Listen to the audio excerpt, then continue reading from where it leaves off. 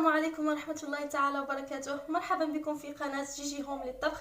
اليوم وصفة صلصة طماطم رائعة جدا ستغنيك عن استخدام صلصة الطماطم المعلبة.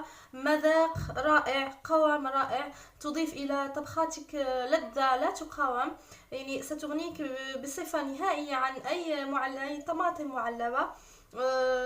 صحية، مكونات يعني تضيف قيمة غذائية وصحية لطعامك الذي تقدمينه لعائلتك. أتمنى أن تشاهدوا الفيديو إلى نهايته، وأن تشتركوا في قناتي وتفعلوا زر الجرس لتتوصلوا بكل جديد من وصفاتي المتنوعة. تتكون هذه الصلصة من كمية من الطماطم تحددينها أنت. 4 ملاعق من السكر، بإمكانك الاستغناء عنها إن لم تريدها. تقريبا حبتين من الليمون الحامض، عصير الليمون الحامض. تقريبا هنا حبتين من البطاطس صغيرة الحجم. أيضا نحتاج إلى حبتين صغيرة الحجم من الشمندر. أيضا نحتاج إلى حبتين من الشمندر أو البتراف كما نسميه بالدارجة المغربية. قمت بحكها لكي يسهل علي طبخها مع الطماطم. سنضيف هذه المكونات، سنضيف البطاطس والشمندر وعصير الليمون الحامض أيضا إلى الطماطم، إلى صلصة الطماطم، ثم نتركها على النار حتى نرى بأنها قد أصبحت ثقيلة القوام. ثم نضيف في الأخير السكر. هنا قمت بوضع البطاطس والشمندر أو بتراف، أضفته إلى صلصة الطماطم، ثم بعد ذلك أضفت العصير الليمون. وعصير الليمون نضيفه لكي يحافظ لنا على هذا الخليط إذا أردنا الاحتفاظ به مدة أطول.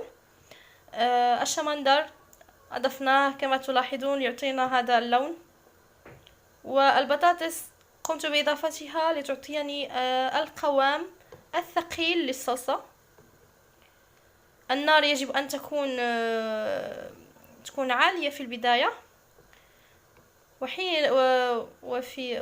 وبعدما يتم الغليان نقوم بخفض النار.